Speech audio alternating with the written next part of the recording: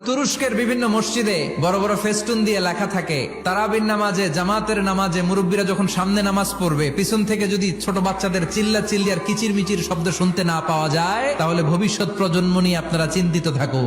পিছনে যদি বাচ্চাদের হই হুল্লোড় না থাকে, তার মানে নেক্সট জেনারেশন এগুলো মুসল্লি হবে না, এগুলো হবে ডাকাত। এজন্য এরা বিভিন্ন প্রজেক্ট চালু করেছে। 40 দিন টানা ফজরের নামাজ যে ছোট বাচ্চারা মসজিদে এসে পড়বে, ওই প্রজেক্টের আওতা থেকে একটা করে সাইকেল দিয়ে দেওয়া হচ্ছে। কুয়েতে আর একটা প্রজেক্ট করছে, দ্বিতীয় বিবাহ প্রকল্প। কি কাজ এই প্রকল্পের? তারা ঘোষণা দিল, তো যারা যারা ফজরের নামাজে মসজিদে আসবে না, তাদেরকে মসজিদের টাকা দিয়ে দ্বিতীয় বিবাহের ব্যবস্থা করে দেওয়া হবে। এই ঘোষণা দেওয়ার পর থেকে ওই এলাকার কোন মহিলার তাহাজ্জুদ মিস হয় না। ফজর তো অনেক দূরে, তাহাজ্জুদের সময় থেকে হাজবেন্ডের ডাকা শুরু করে, মসজিদে যাও। অনেক দেশে তারাবি পড়েছি রামাদানে, ছোট বাচ্চারা পিছনে অনেক কিচির মিচির করে, হঠাৎ অ্যানাউন্সমেন্ট দেয়, বাবা মারা ছেলে মেয়েদেরকে শান্ত করেন। কিছুক্ষণ শান্ত, 2 রাকাত পর আবার চিল্লাচিল্লি। এজন্য ছোট বাচ্চাদেরকে মসজিদ থেকে তাড়িয়ে দেওয়া যাবে, এদেরকেও নিয়ে যান।